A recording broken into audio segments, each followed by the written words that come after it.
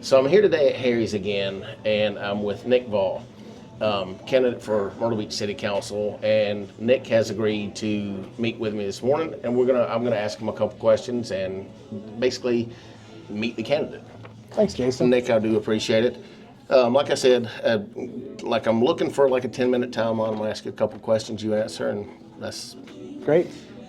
so. My first question: what's your number one priority if elected? Well, Jason, over the last 10 years, I've built businesses here in Myrtle Beach. I've created jobs. Most recognizable, Crate Italian Oven and Bar.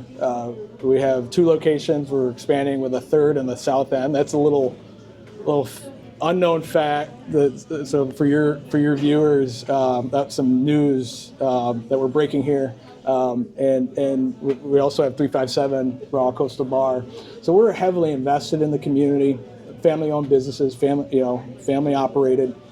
And my wife and I, we have a 5-year-old daughter who goes to Myrtle Beach Primary, and so we're deeply invested. We've built businesses here. We've built a family here, and over the last 10 years, I've seen a lot of successes, but I've also experienced a lot of challenges, and especially with City Hall. And when we look at the number one issue, something that I hear about, we understand, and that's public safety. And that's an area that I'm going to focus day one when elected to solve. And I think it's a multi-pronged solution. One, we have to recruit and retain high-quality police. But we have to look bigger than this. It's bigger than a policing issue. And something that I've suggested that we create a Department of Public Safety that incorporates police, fire, EMS, and code enforcement. Because I go at it at a strategy called broken windows policing. It worked in New York City. It can work here. These little crimes add up to big crimes, and it encourages and welcomes these criminals in this community that we don't want.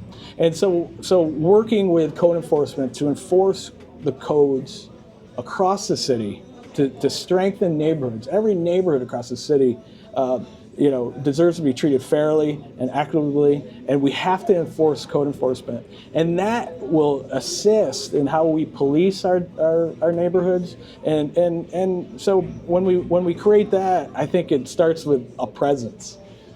Time and time again, when I visit business owners from whether the boulevard or across this community, they talk about the lack of presence. And so we need to take a more aggressive approach to policing, and that starts by, taking police and putting them in certain neighborhoods to be seen. You have to be on the beat, and it's not always about the enforcement. It's about the visual being seen on the boulevard or on the boardwalk, or whether it's the south end or north end or Market Common.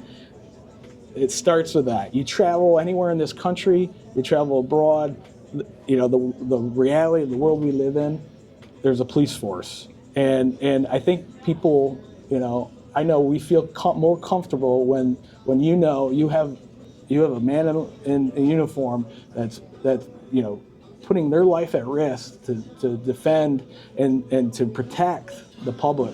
And so we need to do everything we can to make sure each neighborhood is protected. And then a little bit of coffee, please. So when we look at how we it threw me off there for a second. That's okay. A little coffee. Kind of threw me off too, but It's all right. But when I look at the current strategy, for Myrtle Beach and how we enforce our laws, I think we have to create, eliminate the silos that exist between police, fire, and code enforcement. Let's bring them together. Let's work as a team. Let's bring those resources and focus on, those public nuisance, those quality of life issues that contribute to the crime that exists here. And we need to project a strong, more vibrant community And it starts with law enforcement and us supporting the work that they do to make this city safer. Thank you. Awesome. The next question I'm going to ask is going to be a two-part question. Okay. And we're about 5.5 minutes now. What are your thoughts on the $30 million, 300-seat performing arts theater in the A&I district? You know, I come at this from a business mindset, of pro-family mindset. You know, for a living, I look at balance sheets, I balance budgets, I manage people, and we've been quite successful with that. City Hall and the City Council needs people with that experience at this moment in time. We need people that can make those decisions and weigh the fiscal responsibility with the impact of the quality of life. And when I look at these major investments, one, I say, you know, is it fiscally responsible? Does it help the quality of life, the residents? Does it strengthen neighborhoods or specific neighborhoods? And when you look at that, I think that's how we have to make decisions. And when I look at the focus that's been happening over the last 4 years, you probably go back further, there's very targeted pockets that we've made considerable amount of investments.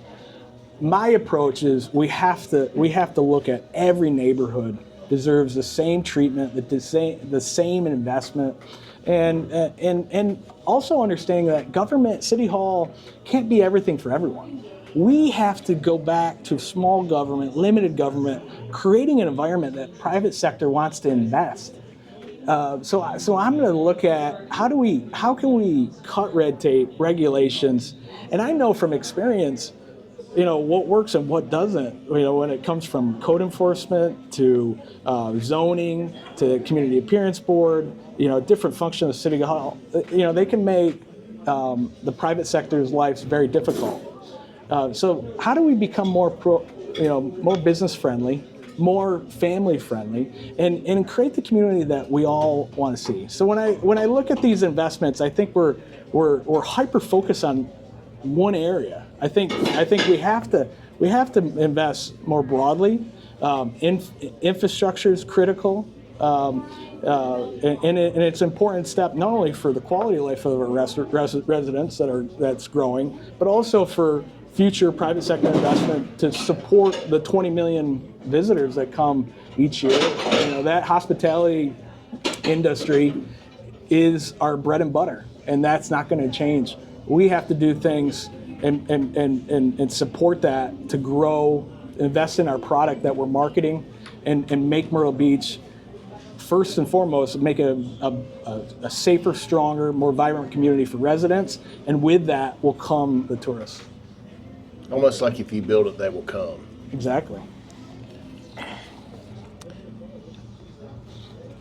The next question I'm going to ask, and this is one I've gotten quite a bit from local residents. Do you support the idea of districts versus the current voting method of at large, and why or why not? Sure. So I've heard it come up a little bit in my door to door. It's something that I haven't really spent too much time really reviewing. I think my mindset, and as a business owner that has businesses all throughout Myrtle Beach and beyond the Grand Strand, I look at this area and my ability. I can be a strong advocate for every neighborhood. So my work ethic, I'm going to work hard day in, day out to deliver on the promise of a safer, stronger, more vibrant Myrtle Beach, and that includes every community, every neighborhood within the city limits. So my view is, for Nick Vaugh, I want whether it's Market Common, downtown, we talk about dunes, Grand Dunes, you name it, any neighborhood. You're gonna call me reach out to me. But I'm also committed to doing public meet and greets or hearings. I want to hear from constituents. I'm going to go to them. But and that's something I'm committed to doing once elected. I want to hear from you, but I also want to also make the work that City Council does, make it more transparent. We need to share more online. City Hall needs to become more transparent. The people of Myrtle Beach shouldn't have to FOIA their own government to get basic answers. That's got to end. We need to be an open government. Shine the light. Let's open City Hall. Let's shine the light in, and it should be an inclusive government in the sense of whether, no matter the color of your skin or the neighborhood you live in, we're all supporting each other. And like I said, day in, day out, I'm going to be fighting for every neighborhood, every person, whether they vote for me or not. I'm going to work hard to deliver on a stronger Myrtle Beach for every community and every neighborhood. Awesome. Well, we're bumping our 11 minutes, so I'm gonna quit with the questions. But I want to thank you for sitting down and talking to me today and helping allowing me to help get your messaging out. So thank you, I Jason. Appreciate that, and I wish you the best in your campaign efforts. Thank you so much. Absolutely. This video presented in partnership with J Black Out and About in Myrtle Beach, South Carolina.